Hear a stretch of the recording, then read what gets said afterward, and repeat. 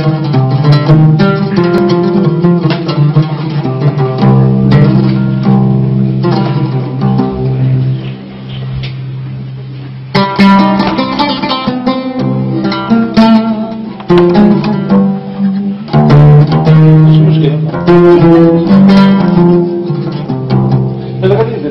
الله الرحمن الرحيم. شكرا جزيلا، ولو أن الزهور لا تشكر على عطرها. تجشمتم مشقة السفر للمشاركة معنا في ربيع أيتورير، هذا الربيع الذي تميز بقافلة الأدب، قافلة الإبداع العربي لشعراء، فحول الشعراء من مصر وتونس وسوريا ومن ليبيا والجزائر ومن فلسطين كذلك. وتمتعنا بعبقرية الشاعر الكبير السوري الأستاذ جعفر حيدر والأستاذ إسماعيل زويرق. كانت المحطة أول أمس، وكان فيها الشعر فياضا. في مدينة أيتورير الرابطة الوطنية للشعر والموسيقى كتنظم خيمة الشعر الدورة الأربعين بتنسيق مع المجلس البلدي لمدينة أيتورير وبتنسيق مع جمعية أصدقاء الثقافة والفنون وكذلك عدة جمعيات وعدة فعالين ثقافيين. وفي هذه المناسبة كاين توقيع ديال بعض الدواوين والمسرحيات، كتب اللي هما الشعراء يعني أعضاء في الرابطة، وكذلك آخرين اللي هما كينتميوا لجمعيات يعني ثقافية وفنية. معنا الأستاذة سلوى بن عزوز، الكتاب ديالها اللي هو المدسوسة والمحرات هو قدامنا، غيكون التوقيع إن شاء الله. الأستاذ العربي أيت إيطو زريقات ليطا بلو هو معنا هو كذلك شاعر وكاتب وأستاذ بمدينة أيتورير. كذلك معنا كتاب باب الشعبة اللي هو القصاص والروائي أحمد السبقي اللي هو جاي من مدينة أسفي. كذلك معنا الأستاذة السعدية صلاح الدين اللي حاضرة بكتابها قيد جلستي اللي هو من التأليف ديالها هو عبارة عن ديوان زجل. كذلك معنا ابن الرابطة، كنسميه ابن الرابطة لأنه هو ابن تاع سلوى بن عزوز الشاعرة ديالنا اللي ألف مؤلف الاسم ديالو غير حياتك من الدمار إلى السلام. فهذه الدواوين وهذه الكتب عندنا اليوم توقيع اللي كيحضر فيه أساتذة أجلاء وكذلك أعضاء من المجلس البلدي لمدينة أيتورير، وكذلك سعادة الباشا اللي هو يعني كيدعم هذا الميدان الثقافي والفني. كله تمازيغ ولا اللي سقرنا الرد اللي بالزينين ولا الرد اللي مقرنين نسمع مرحبا الضيافين يعزان اللي درنا عيش كانت تمازيغ لنا مرحبا ورتا ديك شي مودرنون هكا مرحبا يقوم هذا تسانو تاسيك عاري غير مي يخفن قرب لي تاساتاسيك يشكواسنا كاغلغما مولاتي اللاس غسا غنو فوا دافرات نكيس يشكواسنا يترجو سفر ندمن هاروكو غير لو ديمون غو سفر هاكين وش نهنتي لي فوق راس يحرايك البوحي جات سرسنتي منو جاني مزيان نقوزا سمون فوشاقور واللي وريسيني الضرب زميلنا نوتات يغطي بريغي دودان وريسي حريان تفرنوت نوزاز نوغي مالاس لو شيمي جاني دودان رانا تنتسين يضرب نسيني جنبي وانت ساونت أدينينا نبي محمد نقش يا نفوس تسانوي جانو الزاد اللي في العافي راسي سواد الجاهل سلكين وناس يضرب نسيني جنبي وانت ساونت فما زلت أسري غاداك في الناس نسوق أيتورير قال البلاد يفولكين إلا الومان كيلي الزيت إلي فرخان المستوى ما زلت ولا الثقافات بنضل بربي تبارك وتعالى هذا يسلم ربي الشر يسلم أسنا غرب وقتي لا سنوامان هذه حينو زري غني زمستي تيقارو دار يقاري سينو غوبن سني بلا حوال هذه المواجع زمنة تسنسم يغور نحفيد ربي داكنيش كغورس ولا ينهني زموري اللي ديستمش كاتوكال يكيز ما غوري ديك وراون سكر ونوري شي زمستيش وراونس وأنحو إلا كوالي غرات نحدوس كالغيسي تما. شكرا. برافو.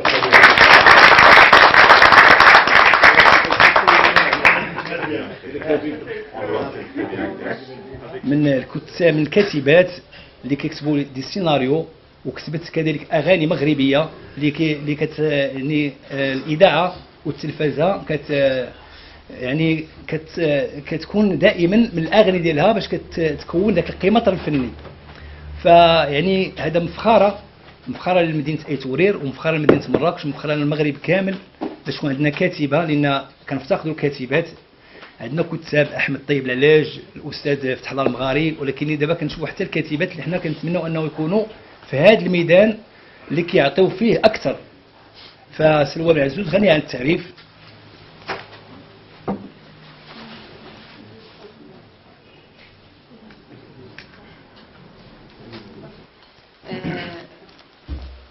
غادي نقرا لكم واحد القصيده، اما الشعر يعني ما غاديش نتكلم على نفسي. انا زجاله وشاعره، يعني كنكتب كنحاول باش نقدم شي حاجه اللي فيها البصمه ديالي، وتنحاول باش يعني يكون الظل ديالي خفيف عليكم. تنتمنى ان يعني الناس اللي غيتكلموا عليا هما اللي يعني يشكروني، ماشي انا اللي غنشكر نفسي. غادي نقول لكم واحد القصيده اللي كتبت في اليوم العالمي للمراه، يعني تحيه لهذا المجمع هذا ديالنا. سميتها مجمعنا هذا. اسعدات من بدا الكلام بالصلاه والسلام على عالي المقام طه نبينا عظيم الشان والباقي تلام. محلاها سويعه هادي هربانه بالايام، نغنموها يا الخوان قبل ما تولي بعد عوان حجايه تتعاود علينا في المنام. مجمعنا هذا رفيع ودايزو الكلام، بيكم عامر يا الخوان احباب وصحاب فنان ووسام، واللي عشقوا فاني في الحرف ذواق ونظام.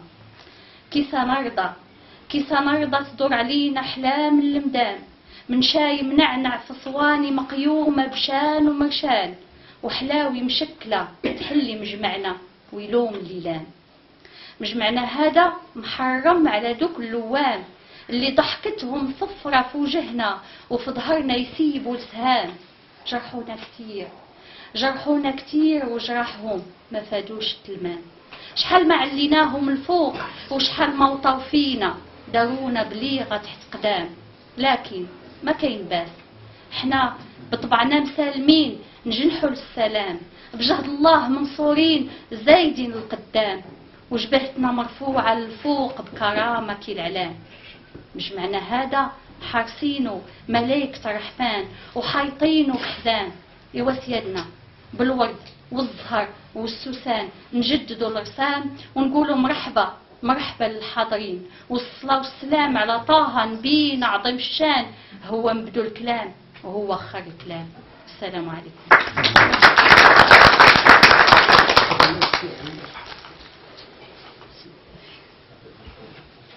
والتي أشعارها نهوى، ومن شعرها كنوز الدنيا يسوى. ناغاها الشعر مذ كانت في مهدها حتى بزت من بات في الشعر أقوى. فاقت دواوينها من كانت دواوينه في أسواق الأدب تقرى وتروى.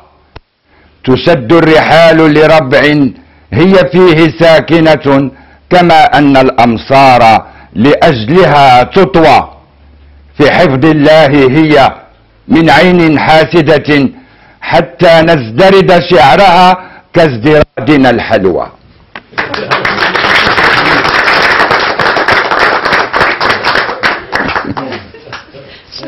الله يبارك فيك. واعطيني قصتك.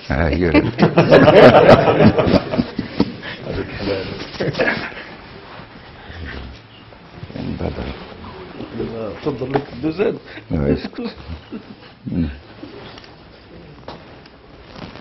رعاية المثقفين والفنانين بأيتورير وبمراكش أعطينا فيها، سلمنا مجموعة من بطاقات العضوية الشرفية لفعاليات ثقافية، ثم تمتعنا بالاستماع إلى الفنان عبد الجليل داكير في أغاني جديدة. كل هذا رعاية للثقافة والمثقفين، وهي رسالة نتحملها ومركبة للمسؤولية نتجشمها ونمتطيها حتى نكون عند حسن ظن المواطن. ذلك المواطن وهو الرأسمال البشري، وهو الذي يعطينا بقدر ما نعطيه، ونحن نريد أن يعطينا فوق ما نعطيه، وذلك بالوعي بالثقافة. الشعر والموسيقى بتنسيق مع المجلس البلدي لمدينة أيتورير. معنا الأستاذ العربي أيتيطو غادي يتحدث لنا على الكتاب ديالو اللي هو اليوم في محل التوقيع لعنوان ديالو زريقات ليطا بلو. تفضل أستاذ.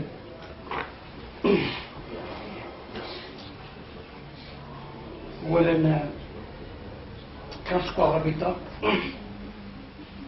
وكنشكر السيد الباشا، كنشكر السيد الحاج اللي هما قايمين على حقيقه على هذه الانشطه.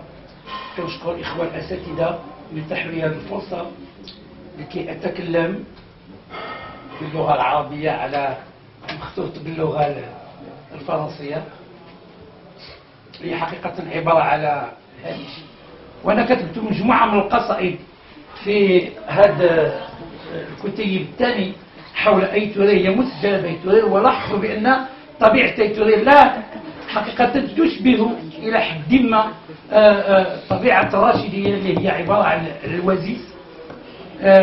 وبالتالي لما رايت ان حقيقه اللغه الفرنسيه لا تعبر على هؤلاء الناس الذين يعيشون في الهامش، قررت أن أكتب باللغة العربية وبالزجال، ولكن أستمر دائما في الكتابة باللغة الفرنسية، لأن أعتبر أن المغرب بأمازيغيته بعربيته بالطبع الإفريقي ديالو بالطبع الأوروبي، لأن حقيقة نحن لا نتذكر التاريخ، فنحن إنسان كما قيل مخترقون. الإنسان المغربي هو سيتان كاروفور، سيتان كاروفور un point par lequel passe énormément de lignes, énormément de droites, et ces droites-là reflètent vraiment la culture très riche des Marocains. Voilà, donc alors je ne sais pas si c'est l'occasion soit donnée, je peux lire les textes si vous voulez bien. دابا غير تقديم باش نفهموا شنو الموضوع اللي كاين داخل الكتاب ونطلعوا. De toute façon, ça c'est le reflet de la culture de la périphérie, comme je la vois moi. Je parle, c'est vrai que les familles sont berbères. Moi, bon, j'ai perdu ma langue berbère, bien, dès l'origine. Mais on a l'arabe classique et l'arabe dialectal, mais en même temps le français, parfois l'anglais. Mais ce sont des moyens d'expression. Et le marocain reste toujours le marocain, sauf qu'il parle, que ce soit dans le roman, que ce soit dans la chanson, que ce soit dans le poème. C'est quelqu'un qui essaye de refléter, être à la mesure, si vous voulez, des caravanes qui traversaient le Maroc. Lui aussi, il prend sa part de ce rythme caravanier pour pouvoir atteindre d'autres horizons et sortir donc de cette périphérie, malheureusement, dans laquelle les gens veulent le contourner. Et je crois que c'est une manière quand même de pouvoir crier et montrer sa voix. Et vous m'avez donné l'occasion pour montrer cette voix, bon, je la donne et je vous remercie.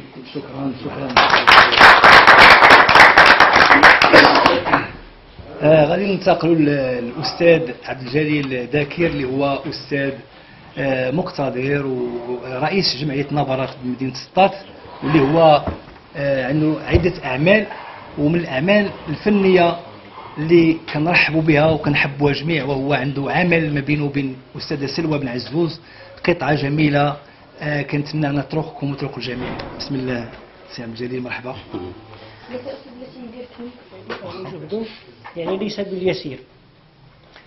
و سبب وجودها وخروجها إلى الواقع أنني كنت أشاهد مجموعة من المسلسلات السورية وهي تتحدث عن تاريخ المغرب، المرابطون والأندلس، ملوك الطوائف إلى غير ذلك، فكان يحز في نفسي أن أرى تاريخنا يكتب من قبل المشارقة. فكان هذا الحدث هو بمثابة استفزاز ذهني وباعث على العمل.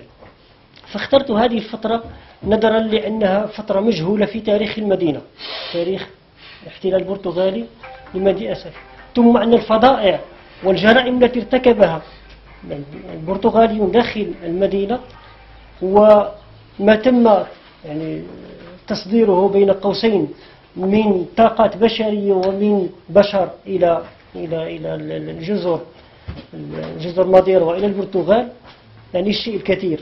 فأصيب المغاربة في مقتل في تلك الفترة، خصوصا أن المغرب كان يعيش حالة انقسام ما بين الهنتاتيين بمراكش والوطاسيين بفاس. فهذا هو يعني المضمون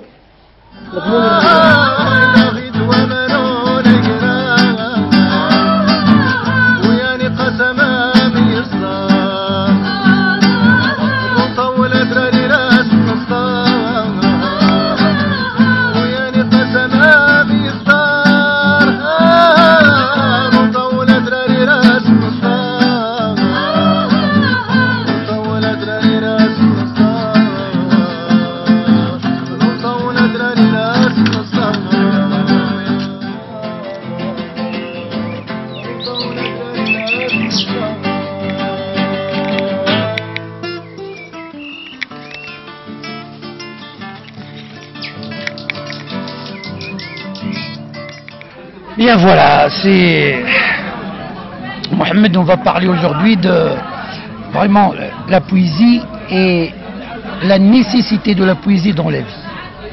Moi je trouve que d'abord on a appris une certaine poésie, pas la poésie populaire ou la poésie, je dirais, qui est vraiment accessible à tout le monde. À l'école, on a appris de la poésie classique. On a appris encore de la poésie pour seulement redonner cette poésie aux professeurs en vue d'avoir une note à l'examen. Or, aujourd'hui, on découvre que la poésie, c'est plus que ça. C'est vraiment un monde extraordinaire qui permet le partage, qui permet la rencontre, qui permet l'amour, qui chasse la haine, et qui vraiment, c'est l'expression de toute personne dans cette vie. L'homme aimé, et je dirais même dans sa bouche, il a de la poésie. Et la création, la poésie c'est de la création, au sens classique du terme. Et donc, puisque l'homme est créé, l'homme, il est poétique par nature. Vous me rappelez, écoutez, vous me rappelez les chemins qui ne mènent nulle part de Heidegger. Dans un chapitre, il a parlé de Hölderlin, c'est un très grand poète allemand, dans un chapitre qui est intitulé « L'homme habite en poète ». La vie, c'est de la poésie. D'ailleurs, je suis très content que le mot poésie et écriture soient des mots au féminin. Parce que pour moi, l'écriture de la poésie, ça demande une extrême sensibilité. Je crois que la poésie, c'est la découverte de ce qui est caché dans ce qui a été déjà répété. Je vous donne un exemple. Par exemple, lorsque vous dites un arbre, c'est vrai que le mot arbre, il a été déjà pris, et on a beaucoup parlé de l'arbre, dont plusieurs poètes ont parlé de l'arbre. Mais chaque poète essaie de peindre l'arbre selon une vision du monde.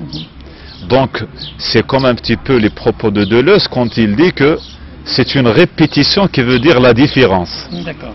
Ça se répète, mais c'est tout à fait différent. Tout à l'heure, effectivement, alors je reprends ça. Tout à l'heure, lorsqu'on a présenté les deux recueils, Zrégat les tons bleus et les pierres bleues des Oued ou La Voix de la Terre, c'est exactement ça. Moi, ce que j'ai vécu dans la région de Rachidia, parce que c'est ma région natale, c'est effectivement extraordinaire. Notre rapport avec l'Oued, notre rapport avec les dunes de sable. nos rapports avec les palmiers, le rapport avec les nomades. Et on a bien compris qu'effectivement, dans la région du Sud, on a cette propension poétique dont vraiment jouit je dirais le loisien. Et je trouve que la poésie, ce n'est pas partage, c'est autre chose. La poésie doit être partagée avec les gens, et donc, que ce soit dans l'expression, ou dans sa rhétorique, ou dans son écriture, quel qu'il soit, ça doit être une écriture accessible, et c'est dont il s'agit dans ces écrits, même s'ils sont en français. Et c'est pour cela que maintenant j'essaie de traduire ça en arabe, et j'ai tendance à écrire en arabe dialectal et en arabe classique. Et ben alors, qu'en dis-tu, hein? Moi, écoutez, quand j'ai déjà essayé de cogiter autour de la différence qu'il y a entre la lecture d'un texte en prose et la lecture d'un texte en vers. C'est vrai que lorsqu'il y a une très grande différence. Quand on parle de la lecture en général, on fait allusion à ce qu'on appelle le postulat de 3 S. Muslamat al-S talata. Le signe qui est transformé en son et le son qui est transformé en sens. Lorsque je suis en train de lire un texte en prose, je peux vraiment passer de signe au son. Oui. Alors là, je suis dans l'oralisation. Alors, cette opération n'a pas une grande importance. Vous savez, par exemple, lorsque vous dites, vous avez Alain, c'est un très grand philosophe, il était dans un compartiment, dans un train, et il a vu un soldat en train de lire le journal. Il lui a dit, mais qu'est-ce que vous êtes en train de faire? Il lui a dit, je suis en train de lire. Qu'est-ce qu'on a dit dans le journal? Il a dit, je ne sais pas, je lis. D'accord? Lorsqu'il s'agit d'un texte en vers, déjà, le passage du signe au son est un art. Le fait de lire seulement la poésie, c'est déjà un art. C'est une harmonie, c'est une mélodie. Il faut respecter la prosodie, l'intonation, l'accentuation et tout ça. Passer au sens, encore enrichit la lecture parce que le texte, c'est un lieu de rencontre, une instance écrivante, une instance lectorale. Et donc, c'est pour cette raison que la poésie a besoin d'être un petit peu, je dirais, vulgarisée. La poésie, c'est d'abord un travail du poète qui écrit un texte en vue de le partager avec le plus grand nombre de personnes possible. Alors, je répète, si la poésie n'est pas un partage, c'est autre chose, ce n'est pas de la poésie. C'est pour cela qu'à l'époque, on vit maintenant la démocratisation, et la démocratisation de presque toute la culture, et puis la vulgarisation de ce qui est difficile. Maintenant, je crois que la poésie ne peut être que quelque chose qu'on peut partager, à l'image de nos mariages, à l'image de nos nuits de noces, à l'image de notre vie festive. La poésie, c'est ça la poésie. On ne peut pas imaginer autrement. Chacun de nous est poète dans sa vie quotidienne. Chacun de nous voit cette poésie de sa manière. Donc moi, je suis contre le fait de cantonner la poésie dans le vers avec tel ou tel pied, ou bien le texte, tel ou tel texte. Non. Parler des genres en poésie, non. Il y a la poésie qui est l'expression humaine, l'expression universelle de tout le monde. Et je crois que c'est pour cela dont il s'agit, ce que j'essaye de faire, même si malheureusement c'est écrit en français. Le poète, c'est un méon, ou bien l'homme miroir. Celui qui essaie de refléter le monde. Mais cette définition est insuffisante. Je crois que le vrai poète est un vrai philosophe. Parce qu'il ne s'agit pas seulement de reproduire ou bien de représenter le monde, mais d'ébranler le sens des choses, d'essayer d'explorer un autre monde possible. C'est pour cela que je crois qu'il n'y a pas de place pour une aiguille, à mon sens, entre le poète et le philosophe. Un philosophe, c'est vrai que celui qui arrête la parole sur la pente et qui lui demande de ce qu'il dit. De même, le poète, c'est celui qui essaie de donner une autre image à la chose, de donner une autre dimension. C'est-à-dire, pour moi, la poésie, c'est de la création. نلاحظ في المواطن أزمة، الأزمة الكبيرة، وهي التي ناشدت فيها قافلة الإبداع العربي على أن تنظم ندوة عربية تلم شتات المثقفين العرب وتعطي استراتيجية واضحة للعمل على أزمة الثقافة. نحن أمة اقرأ ولكن لا نقرأ.